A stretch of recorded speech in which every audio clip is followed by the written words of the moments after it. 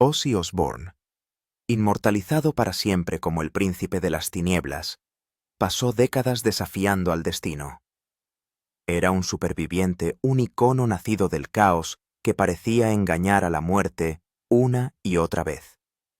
Pero tras años de rebelión, triunfo y dolor inimaginable, llegó un momento final que nadie podría haber predicho. Al final, cuando los focos se apagaron y la música enmudeció, Ozzy pronunció unas últimas palabras sencillas, crudas y demoledoras.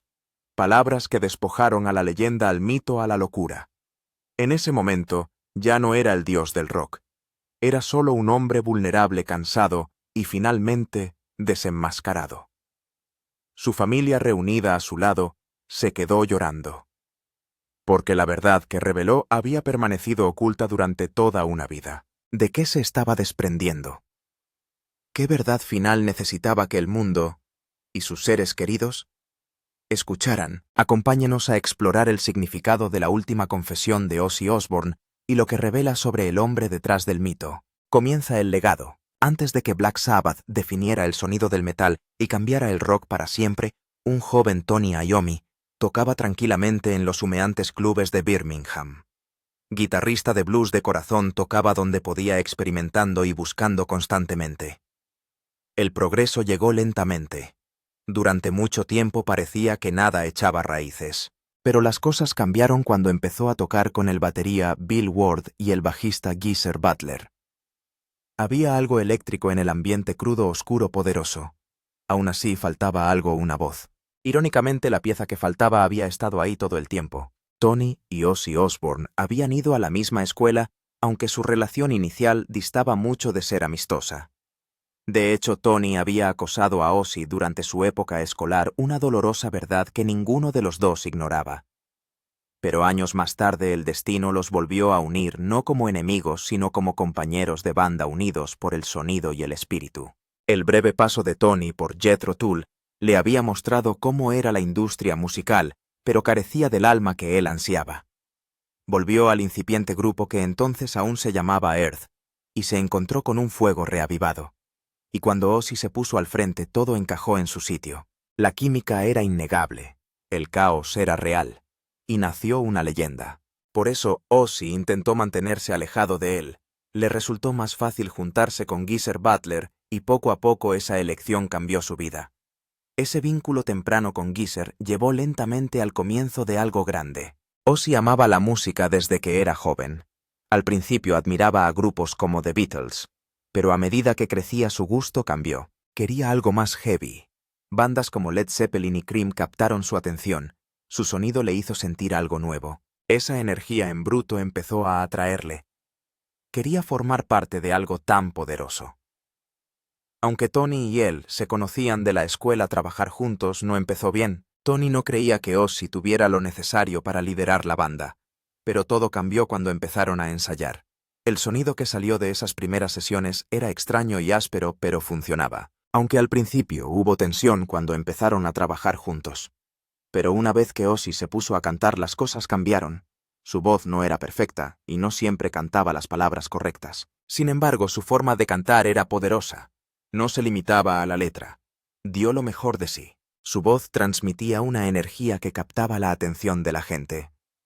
Con el tiempo, Ozzy empezó a entender la forma de tocar la guitarra de Tony. Aunque las cosas empezaron frías entre ellos, la música les ayudó a acercarse. Cuando Ozzy no conocía la melodía, cantaba los riffs de guitarra. Este enfoque dio a las canciones un nuevo estilo. Funcionó especialmente bien en temas como Iron Man y Hand of Doom, donde toda la banda tocaba con mucha fuerza. Cada uno lo dio todo, y llevaron sus instrumentos tan lejos como pudieron. Ozzy no sabía teoría musical y no sabía leer música, pero nada de eso lo detuvo. Lo que le faltaba en entrenamiento lo compensaba en actuación.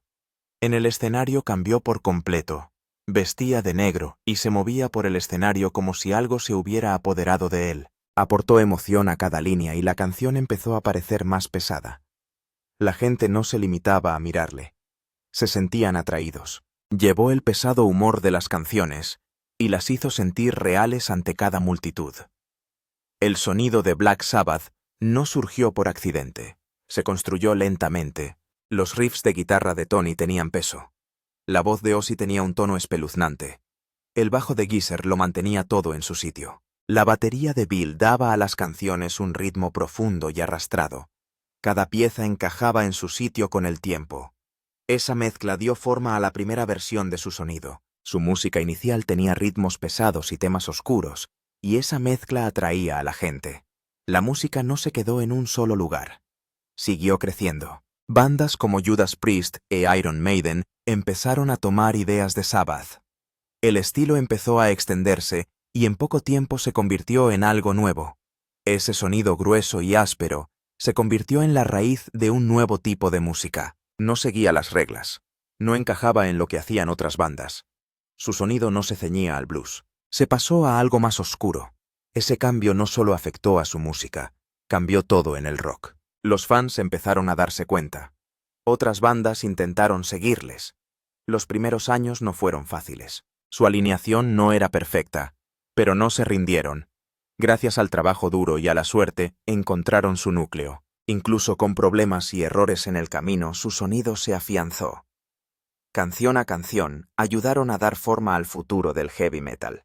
Pero eso fue solo el principio de su largo viaje. La reconexión. Al llegar la década de 1980, la etapa de Ozzy con Black Sabbath empezó a desmoronarse.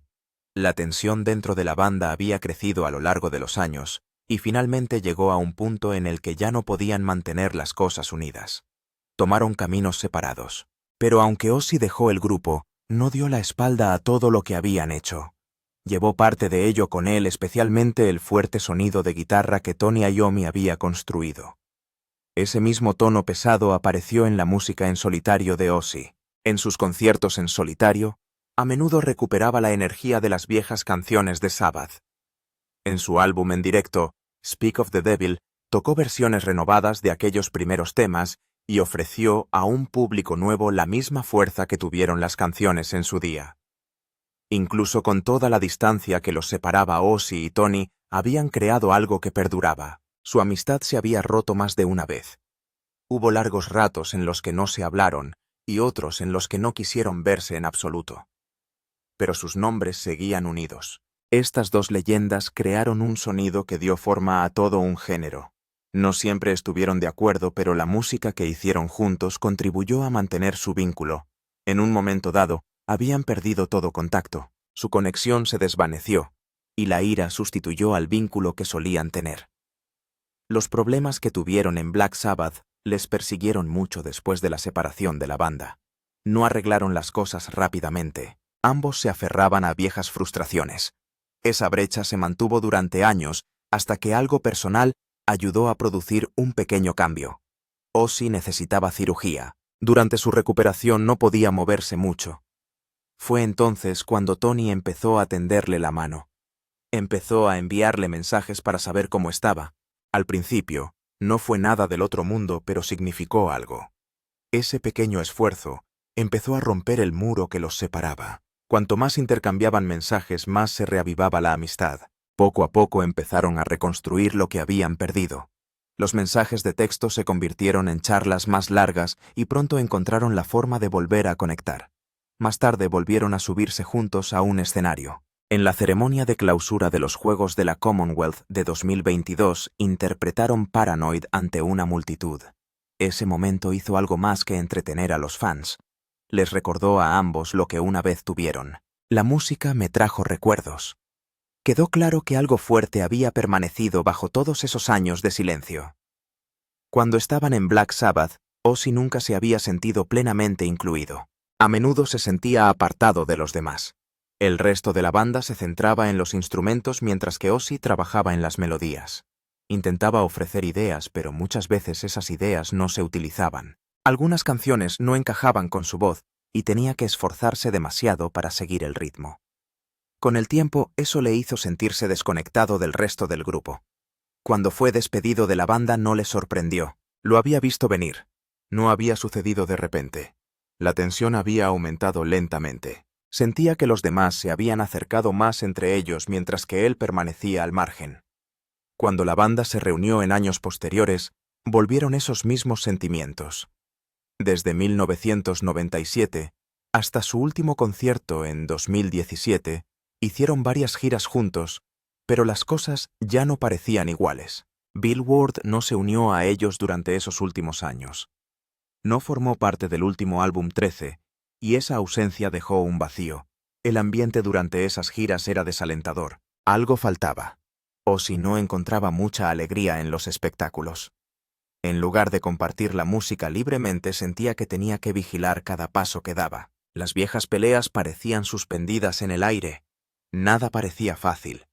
Tony a menudo le recordaba a Ozzy que la banda no era solo suya. Ese tipo de conversación dificultaba las cosas. Te quitaba la libertad de disfrutar del momento. Ozzy se sentía encajonado. Entre bastidores no reinaba la paz. Los espectáculos parecían emocionantes desde fuera, pero entre bastidores las cosas no funcionaban bien. La tensión no desapareció. Les seguía de una ciudad a otra. Seguían tocando para los fans, pero por dentro luchaban por mantenerse en la misma línea. Cada gira era como volver a pasar por los mismos problemas. Los problemas que nunca resolvieron volvieron a surgir, pero con el tiempo algo empezó a cambiar de nuevo. Ozzy ya no miraba a Tony con el mismo peso sobre sus hombros. La amistad había recibido muchos golpes, pero había encontrado el camino de vuelta. Lo que empezó como dos colegiales que no se llevaban bien, se había convertido en algo más profundo. El viaje que compartieron estuvo lleno de altibajos, pero la música siempre se mantuvo fuerte. Sus canciones habían atraído a fans durante décadas. Sus puestas en escena habían dejado imágenes duraderas en la mente de la gente. Incluso cuando su amistad se resquebrajó, el trabajo que hicieron juntos mantuvo viva su conexión. En cada ruptura, reencuentro y espectáculo nocturno, su sonido dejaba huella. Seguía empujando hacia adelante, cargando con el peso de todo lo que habían pasado, más alto y más fuerte que cualquier lucha que intentara separarlos. Sin embargo, todo llegaba poco a poco a su fin. One More Night. Cuando acababan de conocerse, Tony Iommi y Ozzy Osbourne no eran más que unos chicos en Birmingham tratando de resolver sus problemas. Ninguno de los dos tenía ni idea de a dónde les llevaría la vida. Pero con el paso de los años, sus caminos siguieron cruzándose y juntos ayudaron a construir lo que más tarde se convertiría en heavy metal. A través de todos los altibajos permanecieron en la vida del otro. No siempre fue fácil, pero aguantaron.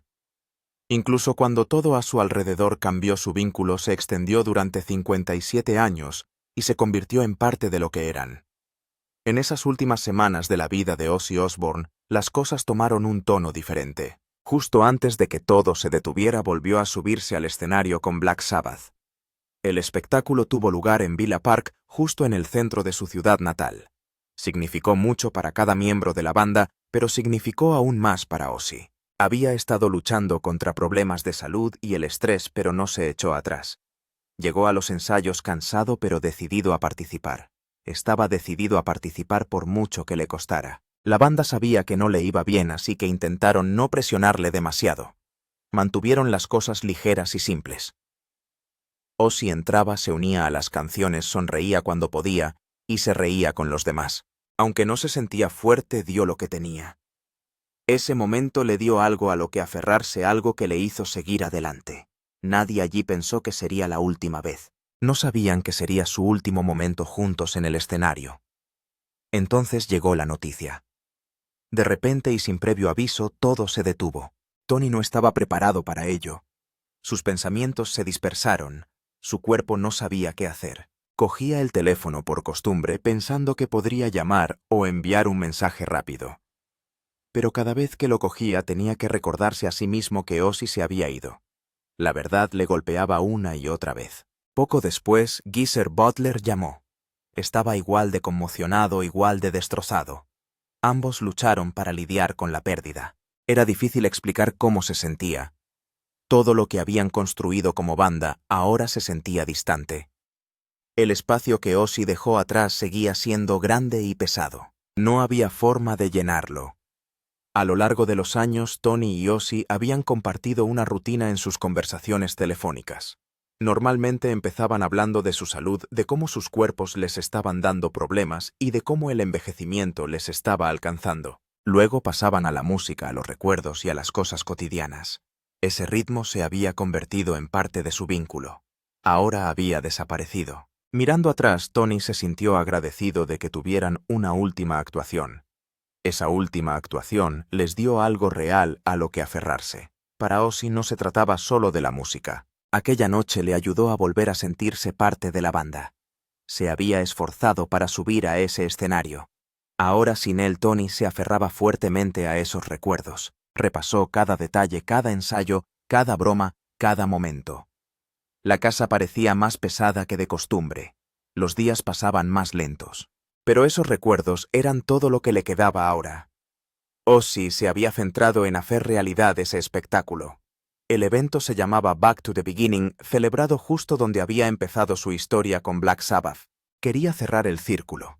Quería devolver algo al lugar donde todo empezó. Esa noche Ozzy se sentó en un trono en el escenario rodeado de sus antiguos compañeros de banda. No tenía energía para estar de pie mucho tiempo, pero se mantuvo alerta y siguió cada compás de la música. El público vio algo que nunca olvidaría. No era un concierto más. Parecía el final de algo enorme. Las viejas canciones llenaban el aire. War Pigs, Iron Man y muchas más. Ozzy también tocó en solitario. El público vitoreó, aplaudió y cantó cada palabra. La energía que les rodeaba era muy fuerte. Aunque a Ozzy no le quedaba mucho esa noche, dio todo lo que pudo. En las semanas previas al show, Ozzy había entrenado duro. Trató de preparar su cuerpo. Cada ensayo sacaba algo de él. Sus amigos lo veían, se daban cuenta de que estaba luchando. No tenía buen aspecto, pero nunca se echó atrás. Siguió apareciendo. No lo traían todos los días.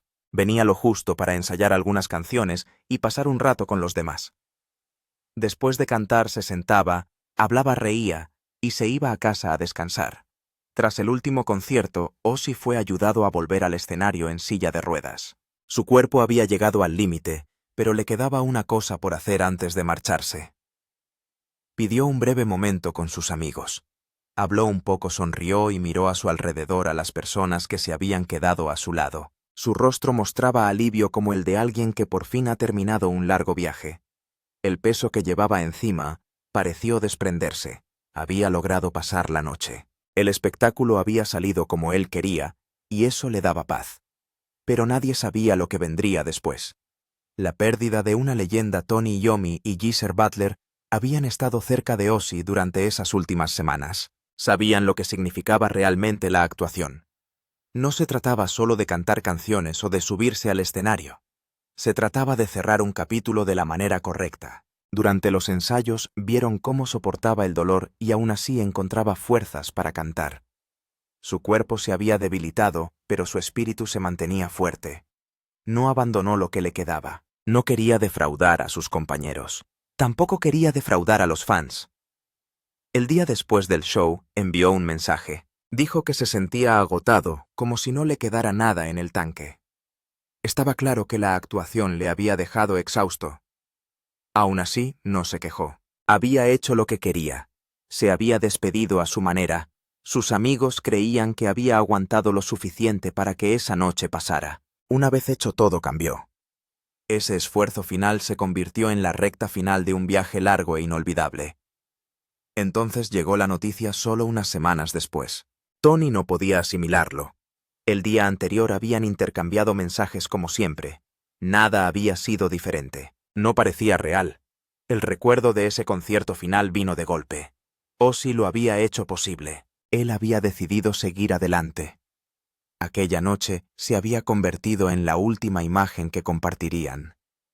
Para Tony fue como si una puerta se hubiera cerrado tras ellos. El espectáculo no había sido solo un concierto. Se había convertido en la última página de la historia de la banda. No había planes para volver. No habría nueva música ni más conversaciones nocturnas sobre el siguiente paso. Esa noche marcó el final de todo lo que habían construido juntos. Para Ozzy había sido su manera de decir adiós, y para todos los que habían seguido su viaje desde el principio, ese momento lo unió todo. Desde el caos inicial hasta la nota final allí mismo, en el lugar donde todo empezó. Tras la muerte de Ozzy, Tony pensó más en los años que habían compartido. Desde pequeños locales hasta estadios gigantes estuvieron codo con codo. Geezer y Bill Ward también aportaron sus ideas. Bill habló de las cosas que no hicieron a tiempo, las llamadas que nunca hizo, las visitas que nunca se produjeron. Ahora todas esas oportunidades perdidas permanecían encerradas en su memoria. Se acercó con cariño a Sharon Osbourne y a sus hijos. También pensó en los fans que habían caminado con Ozzy durante décadas. Gente de todos los rincones del entretenimiento dieron un paso al frente. Artistas como Elton John y Youngblood, actores como Jason Momoa y nombres del rock de toda la vida como Gene Simmons hicieron un hueco para homenajear a Ozzy. A través de las redes sociales, los mensajes siguieron llegando. Todos querían decir algo, aunque solo fueran unas palabras, para mostrar respeto y amor por el hombre que había cambiado la música de una forma tan fuerte y duradera. En Birmingham la gente no quería quedarse en casa. Salieron y se situaron en los lugares donde había comenzado la historia de Ozzy. Algunos se dirigieron al puente de Black Sabbath, mientras que otros se reunieron en torno al mural pintado en Navigation Street. Muchos se dirigieron al Museo y Galería de Arte de Birmingham, donde se había colocado un libro de condolencias. La gente hacía cola para dejar sus mensajes. Uno a uno fueron pasando y escribiendo sus pensamientos. El libro se llenó rápidamente. La ciudad empezó entonces a hablar de cómo honrarle de forma permanente. Algunos creían que debería haber una estatua. Otros pensaron que sería mejor un acto anual. Todos estaban de acuerdo en que había que hacer algo para mantener vivo su recuerdo. No querían que el tiempo borrara lo que él había significado. Querían algo que permaneciera para siempre en el corazón de Birmingham. Tony Iommi apoyaba la idea de una estatua. Creía que Ozzy se lo merecía, pero también pensaba que toda la banda debía ser reconocida, ya que habían permanecido juntos durante años. Habían atravesado dificultades, luchado contra los cambios y permanecido juntos el tiempo suficiente para dar forma a algo más grande que ellos mismos. Tony estaba seguro de que Ozzy se habría emocionado al ver cómo respondía la gente, cómo se llenaban las calles y cómo los desconocidos se unían para mostrar su amor. Ozzy dejó atrás una familia que había estado con él en todo momento. Sharon, su esposa, le había acompañado en los años difíciles y en los buenos. Sus hijos, Amy Kelly y Jack, ya eran mayores, pero su vínculo con él no había desaparecido. De su anterior matrimonio con Thelma Riley, también tenía a Jessica y Louis y había ayudado a criar a Elliot, el hijo de ella. A lo largo de 2 generaciones, su familia había sentido su amor y su apoyo. Los fans ponían su música a todo volumen mientras caminaban por las calles. Aunque ya no estaba en persona, parecía que no se había ido lejos. Su voz, sus canciones, su estilo, todo sobre él, seguía llenando el aire. Su desaparición no rompió los lazos entre la gente. En su dolor encontraron consuelo en su memoria. Cada rincón de Birmingham parecía honrarle. Su energía no se había desvanecido. Solo había cambiado de forma, pasando de las luces del escenario a los corazones y las calles, y así seguiría para siempre. Pero ¿qué clase de persona era? Del miedo al fuego, John Michael Osbourne nació el 3 de diciembre de 1948 en una maternidad de Marston Green. Entonces parte de Warwickshire, creció en la zona de Aston, en Birmingham, rodeado de su numerosa familia. Tenía 3 hermanas mayores, Jean, Iris y Gillian, y 2 hermanos pequeños, Paul y Tony. Todos compartían una pequeña casa de 2 dormitorios en el número 14 de Lodge Road. Allí la gente de su entorno pronto empezó a llamarle Ozzy, un nombre que le acompañó toda la vida. En la escuela tuvo problemas de dislexia. Leer y escribir no le resultaba fácil. Su acento marcado por la zona de Birmingham a menudo resultaba extraño. Aunque la escuela no era su fuerte, encontraba maneras de participar. Participó en obras de teatro escolares que le permitieron expresarse. Pero fuera de las aulas, las cosas no eran mucho más fáciles. A los 11 años, unos matones se aprovecharon de él y aquellos años le dejaron profundas huellas. Durante su adolescencia llegó a puntos en los que no quería seguir adelante. Intentó quitarse la vida más de una vez, pero todo empezó a cambiar cuando escuchó por primera vez una canción de los Beatles. Sucedió cuando tenía 14 años. El sonido le atrajo de inmediato.